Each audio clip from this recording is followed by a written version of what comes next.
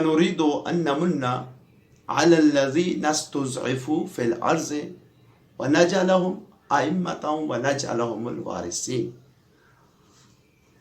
خالق کائنات کا یہ فرمان کہ ہم ان لوگوں پر احسان کرنا چاہتے ہیں جنہیں زمین میں کمزور بنا دیا گیا، کہ ہم انہیں امام اور زمین میں اپنا وارث بنائیں۔ عزیزو، اس آیہ مجیدہ سے ہمیں خالق کائنات کے بنیادی اصول ملتے ہیں۔ پہلا اصول یہ ملتا ہے کہ خالق کائنات اپنا اصول یہ بتا رہا ہے کہ زمین میں لوگوں کے لیے رہبر و پیشوا اور امام بنانا خود ہمارا کام ہے۔ اللہ یہ اپنا اصول بتا رہا ہے کہ ہم نے یہ حق زمین میں کسی کو نہیں دے رکھا کہ ہماری زمین، ہماری مخلوق اور پھر ہمارا ہی بنایا ہوا رہبر و پیشوا ہوگا، اور ہماری زمین میں جو وارث ہوگا، جو ہمارا خلیفہ ہوگا، جو ہمارا نمائندہ اور ہمارا جانشین ہوگا، اسے بھی ہم بنائیں گے۔ وَنَجْعَلَهُمْ أَئِمَّةً وَنَجْعَلَهُمُ الْوَارِثِينَ سے یہ اصول ہمیں ملتا ہے۔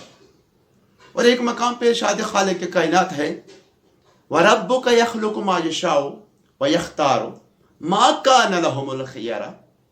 میرا حبیب، تیرا رب جسے چاہتا ہے خلق کرتا ہے اور جسے چاہتا ہے منتخب کرتا ہے۔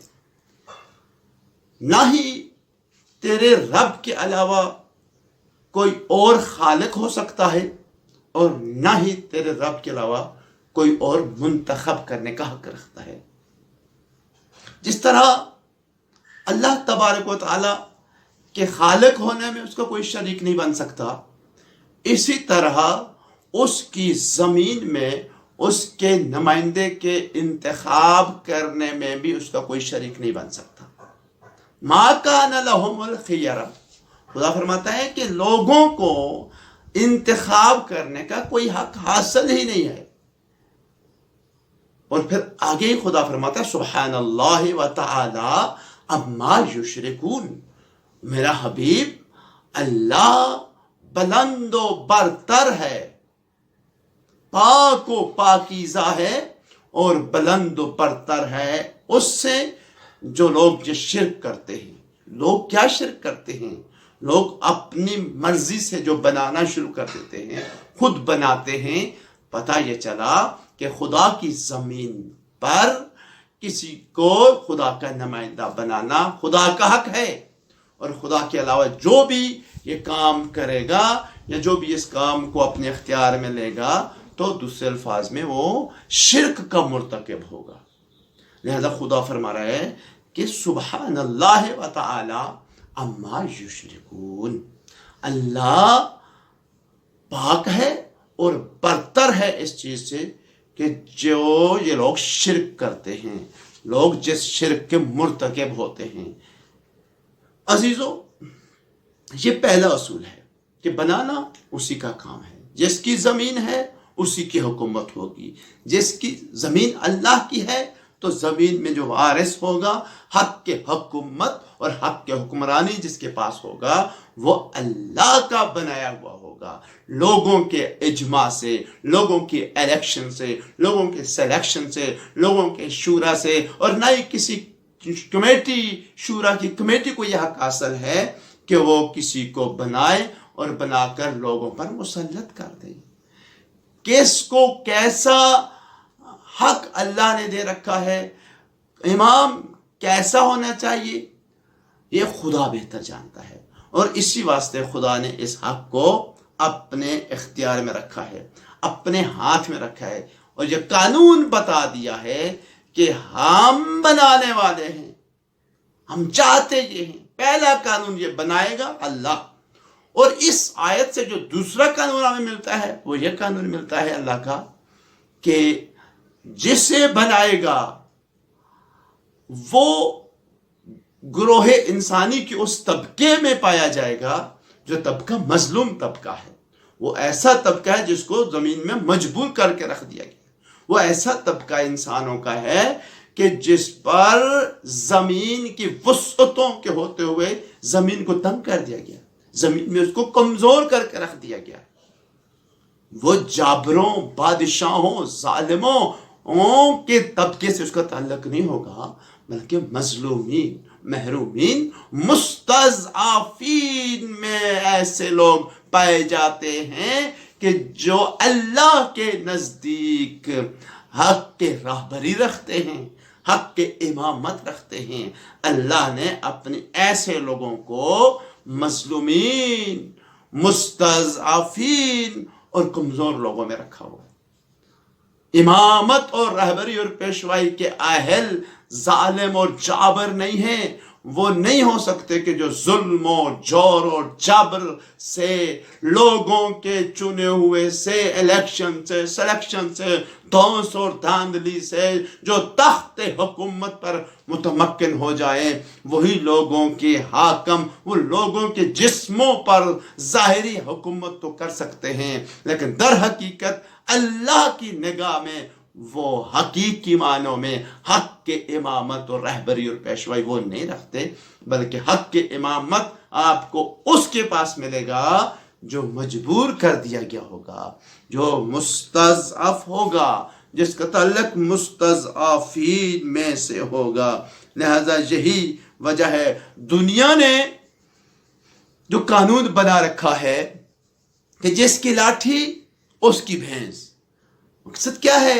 یعنی جس کے ہاتھ میں حکومت آ جائے, جو تخت حکومت پر قابض اور متمکن ہو جائے, لوگ اسی کو امام حق تسلیم کرتے ہیں, لوگ اسی کی رہبری اور پیشوائی کے گن گاتے ہیں, اور لوگ اسی کو فضیلت کے درجے پہ فائز سمجھتے ہیں. لیکن عزیزو, اللہ کے قانون میں یہ معیار نہیں ہے. اللہ کے نزدیک معیار حق یہ نہیں ہے کہ کون تخت پر ہے, کون حکومت وقت میں متمکن, حکومت پر متمکن ہے, حاکم ہے ظاہری طور پر, بلکہ اللہ کے نزدیک حق کی حکومت اس کے پاس ہے جو اقتدار کی, جو حاکمیت کی, جو امامت کی کوالٹیز اپنے اندر رکھتا ہو. اور امامت کی کوالٹیز والے بندے, امامت کی خوبیوں والے بندے اکثر مستضعفین میں ملیں گے. اگر ہم دنیا والوں کے اس قانون کو تسلیم کر لیں, اگر ہم لوگوں کے بنائے ہوئے اس قانون کو تسلیم کر لیں کہ حق وہی ہے جو تخت پر ہے, امام وہی ہے جو تخت پر ہے, اور جو تخت پر نہیں ہے وہ نہیں ہے, تو پھر اس کے مقصد یہ ہوا کہ تم پھر نمرود کو حق مانو, نمرود کو اپنا پیشوا مانو, کیونکہ ابراہیم تو تخت پر نہیں تھے. تو اب کیا کہو گے؟ وہ حق ہے جو بادشاہ ہے, جو حاکم ہے. تو پھر اس کلیے کے مطابق, اس قانون لوگوں کے بنائے ہوئے فارمولے کے مطابق, تو پھر نمرود کو حق ماننا پڑے گا اور ابراہیم کا انکار کرنا پڑے گا. پھر فرعون کو حق ماننا پڑے گا, موسیٰ کا انکار کرنا, جو دنیا کا یہ قانون ہے. لیکن عزیزو, اللہ کا قانون یہ ہے کہ امامت مستضعفین سے ملے گی تمہیں, امامت ان لوگوں میں ملے گی. حقیقی امام اللہ کا بنایا ہوا وہی ہوگا جن پر ظلم اور جبر کی داستانیں رقم کی گئی ہوں گی. عزیزو, بظاہر بے شک زمانے کے سامری اور زمانے کے فرعون لوگوں پر, لوگوں کے سروں پر مسلط ہی کیوں نہ ہو جائیں, لیکن حقیقت میں زمانے کا جو ہارون ہوگا وہی حقیقت میں اللہ کا نمائندہ ہوگا, وہی حقیقت میں نبی کا جانشین ہوگا. حضرت موسیٰ علیہ السلام جب اپنی قوم سے اٹھتے ہیں تو اپنے بھائی ہارون کو لوگوں میں خلیفہ بنا کے جاتے ہیں, لوگوں کو بتا کے جاتے ہیں کہ میں جا رہا ہوں, میرے بعد تمہارے درمیان خلیفہ, میرا خلیفہ, حاکم اور تمہارا رہبر و پیشوا ہارون ہے. لیکن ہارون کے ساتھ موسیٰ کے اٹھ جانے کے بعد کیا ہوا؟ قرآن سے پوچھئے. جب حضرت موسیٰ کوہ طور پہ چلے جاتے ہیں تو پیچھے سے شیطان گمراہ کرتا ہے بنی اسرائیل کو, بھٹکاتا ہے, اور نتیجتاً سامری اوپر کے سامنے آتا ہے. اور سامری اپنے بچڑے کے پیچھے ساری بنی اسرائیل کو لگا لیتا ہے اور ہارون کو تنہا چھوڑ دیتا ہے، ہارون کو کمزور کر دیتا ہے۔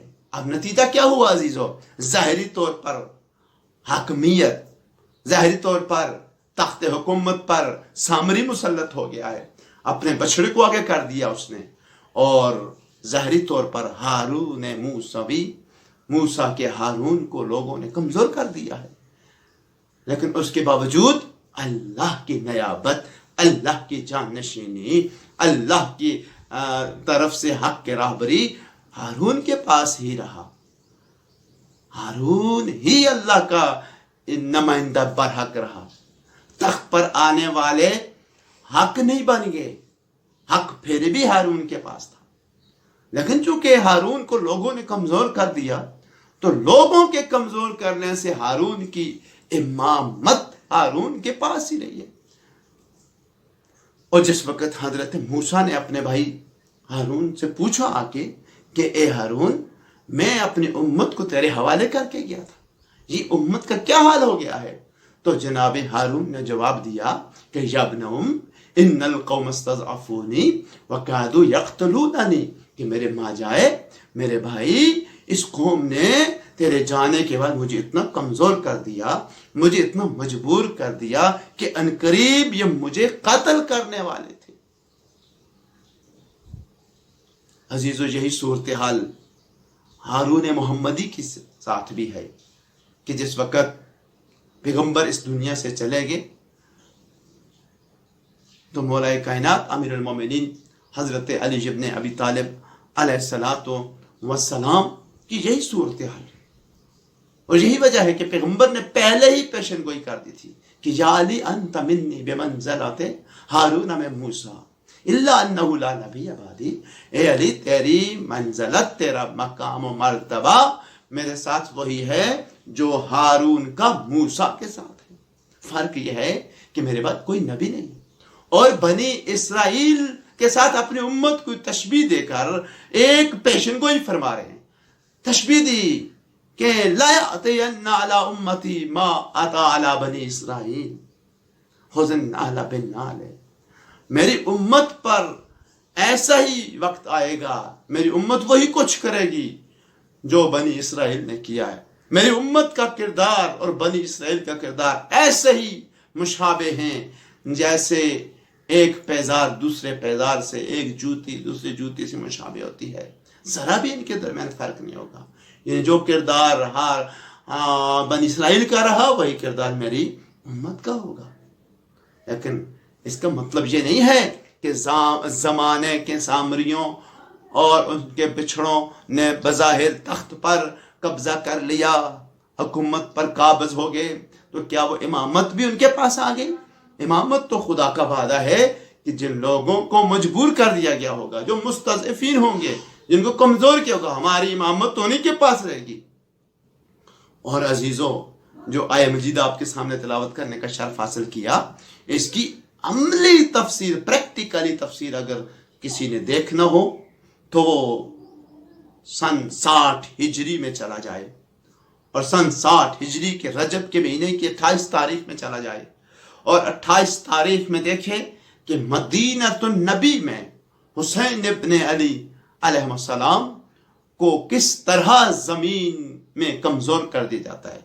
زمین اتنی وسعتوں اور کشادگیوں کے باوجود حسین ابن علی پر زمین اس طرح تنگ کر دی گئی کہ حسین کو نانا رسول اللہ اور ماں فاطمہ زہرا سلام اللہ علیہا کا پیارا وطن مدینہ چھوڑنا پڑا۔ کیوں چھوڑنا پڑا؟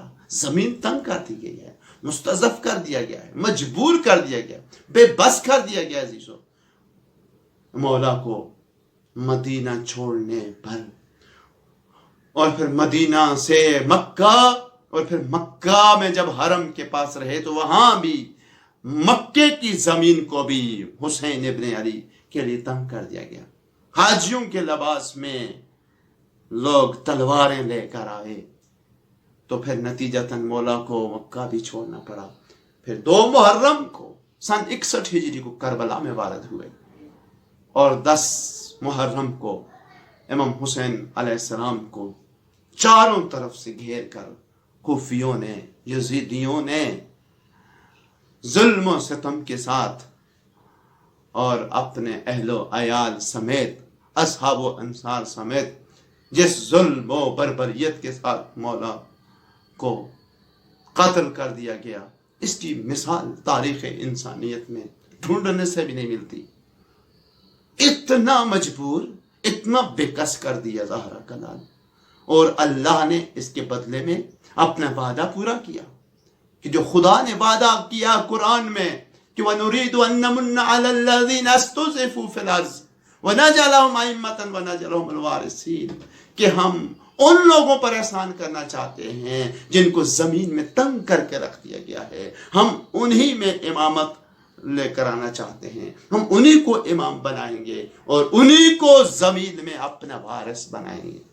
تو یوں اللہ نے قیامت تک امامت کو نسل حسین میں رکھ دیا، قیامت تک جو بھی امام ہوگا وہ حسین کا بیٹا ہوگا۔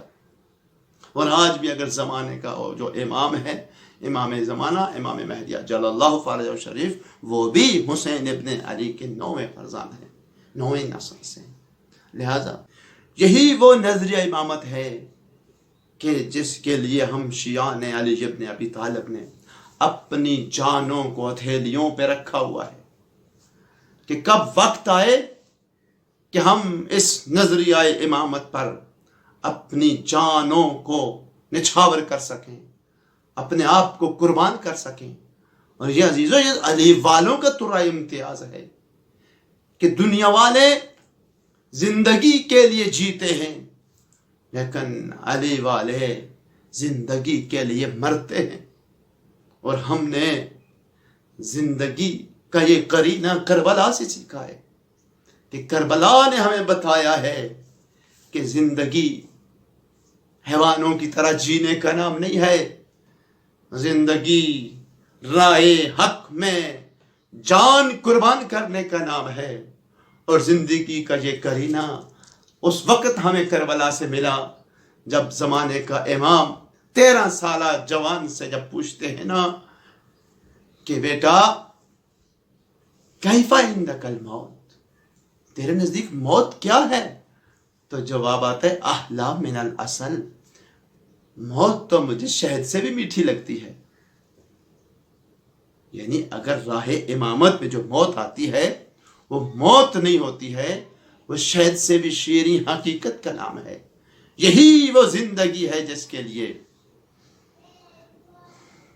علی والے مرتے ہیں، دنیا والے زندگی کے لیے جیتے ہیں اور علی والے زندگی کے لیے مرتے ہیں۔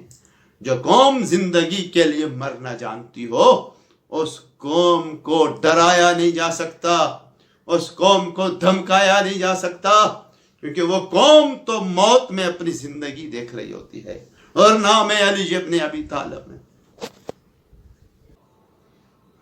سولی کے منبر پہ میثم تمار مولا علی کے فضائل بیان کرتے ہیں، مولا علی کی شان میں بیان کردہ آیتیں پڑھتے ہیں، حدیثیں پڑھتے ہیں، لوگ جمع ہو گئے سن رہے ہیں۔ لیکن جب دیکھا کہ علی کے فضائل کا سیلاب میثم تمار کی زبان سے بہ رہا ہے تو ابن زیاد نے حکم جاری کیا کہ میثم تمار کی زبان کاٹ دو۔ جب زبان کاٹنے کی باری آئی تو میثم تمار نے کہا لوگو سنو، میری زبان سے میرے مولا کی آخری فضیلت بھی سن لو کہ میرے مولا نے سچ کہا تھا، میثم تیرے قتل ہونے سے پہلے تیری زبان کاٹ دی جائے گی۔ اب دیکھ لو میری زبان قطع ہو رہی ہے۔ اور یہی وجہ ہے، کسی شاعر نے کیا خوب کہا ہے کہ فراز دار سے میثم یہ بیان دیتے ہیں، رہے گا ذکر علی ہم زبان دیتے ہیں۔ آج دنیا والے یہ کہتے ہیں کہ آزان میں اشہد ان علی ولی اللہ وصی رسول اللہ و خلیفتہ بلا فاصل کا جملہ دہشت گردی کا جملہ ہے۔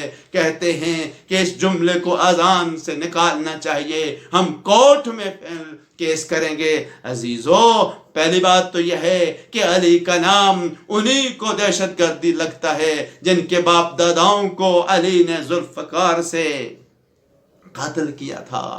اور علی کا نام ہر زمانے میں کافروں مشرکوں کے لیے دہشت کی علامت ہے، منافقوں کے لیے دہشت کی علامت ہے، اور مسلمانوں کے لیے یہ نہیں ہو سکتا.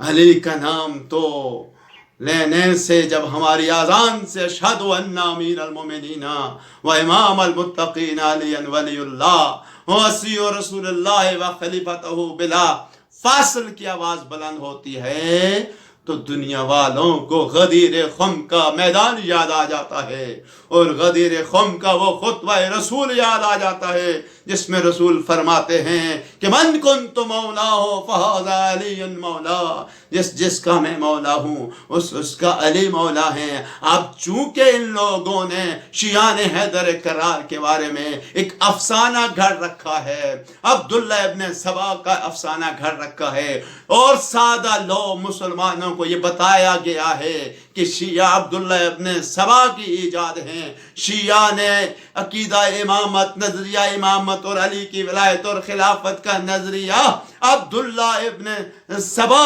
نے گھڑ رکھا ہے. اس کا پہلا بانی عبداللہ ابن سبا ہے. لیکن جب ہم اذان میں اشہد ان امیر المومنین و امام المتقین علی ولی اللہ وصی رسول اللہ و خلیفتہ بلا فاصل کا اعلان کر کے لوگوں کو غدیر خم کا میدان اور منبر اور رسول کا خطبہ یاد دلا کے بتاتے ہیں، لوگوں نظریہ ولایت و امامت و خلافت علی ابن ابی طالب عبداللہ ابن سبا کا گھڑا ہوا نظریہ نہیں ہے، بلکہ رسول اللہ کا دیا ہوا نظریہ ہے. یہ کلمہ تو ہمیں غدیر سے ملا ہے، اور یہی تو تکلیف ہے ان لوگوں کو کہ ان کے افسانوں کا رد ہے اس جملے میں.